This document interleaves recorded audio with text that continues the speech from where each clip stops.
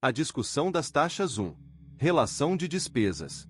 Essa despesa é a principal etiqueta de preço, o número no qual eles querem que nos concentremos. Mas, certamente, ele não dá conta de toda a história. De acordo com a Morningstar, os fundos de ações dos Estados Unidos pagam uma média de 1,31% dos ativos a cada ano para a empresa de fundos para gestão de portfólios e despesas operacionais, como marketing, taxas de 12B1, distribuição e administração. Muitos dos maiores fundos perceberam que uma estimativa de relação de despesas de 1% é onde eles pretendem chegar, de modo que os investidores não hesitem e os corretores tenham uma boa história para vender, quero dizer, contar.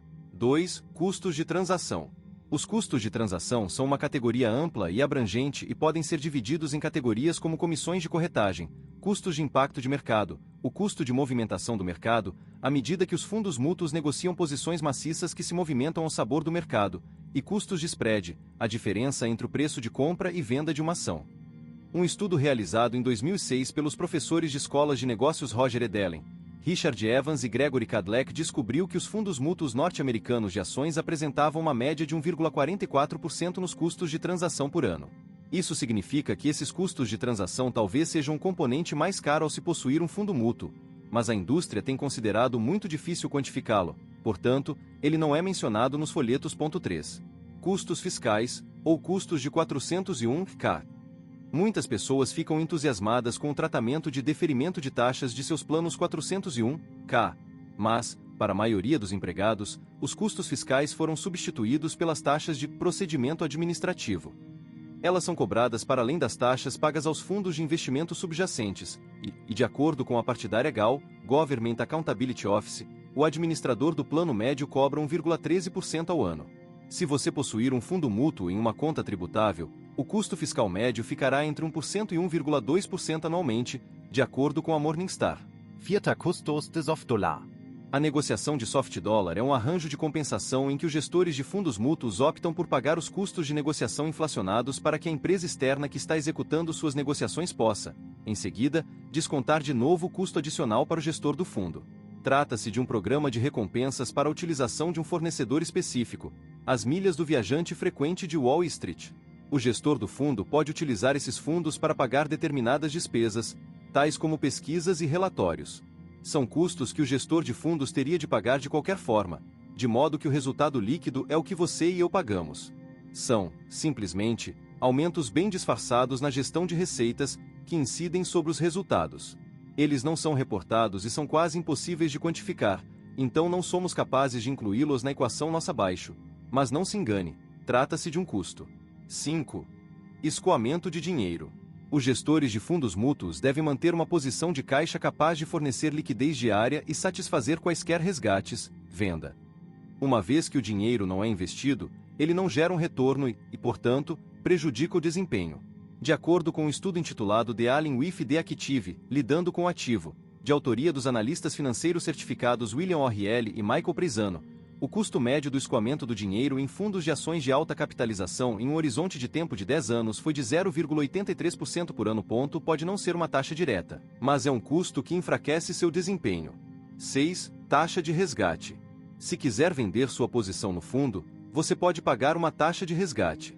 Essa taxa paga diretamente à companhia de fundos, e a Comissão de Valores Mobiliários, SEC, na sigla em inglês, dos Estados Unidos limita a taxa de resgate a 2%. Assim como o caixa eletrônico mais caro do mundo, talvez lhe custe $2.000 para recuperar seus 100.000. 7. Taxa de câmbio. Alguns fundos cobram uma taxa para transferir ou trocar de um fundo para outro dentro da mesma família de fundos. 8. Taxa de conta.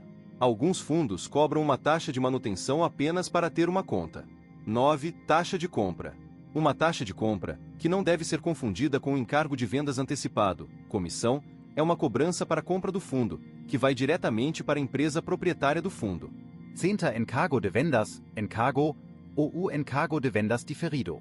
Essa taxa, normalmente paga um corretor, é emitida quando você compra o fundo, portanto, uma quantidade menor de seu depósito inicial é usada para comprar ações no fundo, ou você paga o encargo quando sai do fundo e resgata suas ações.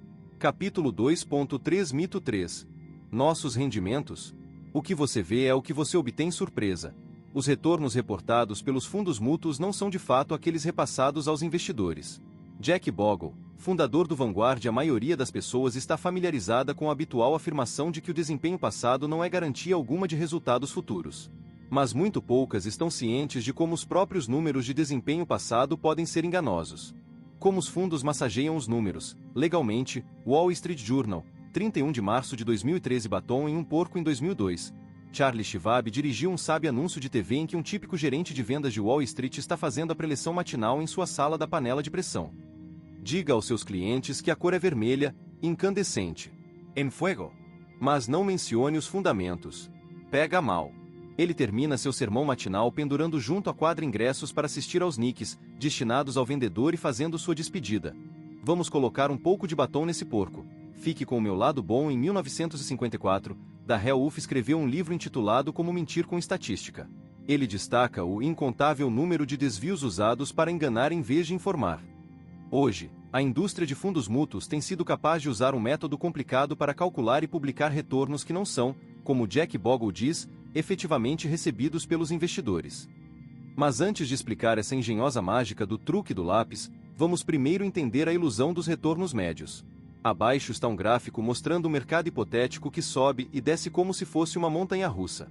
Sobe 50%, desce 50%, sobe 50%, desce 50%. Isso produz um retorno médio de 0%. Assim como você, eu esperaria que um retorno de 0% significasse que eu não perdi nenhum dinheiro. E nós dois estaríamos errados. Como você pode ver pelo gráfico, se começar com uma quantia real de dólares, vamos usar 100 mil, no fim do período de 4 anos, na verdade terá caído para 43.750 dólares, ou 43,75%. Você pensou que estivesse equilibrado, mas em vez disso caiu para 43,75%. Você teria adivinhado isso? Agora que é um iniciado, cuidado! Os retornos médios têm uma ilusão incorporada, alardeando um aprimoramento de desempenho que não existe.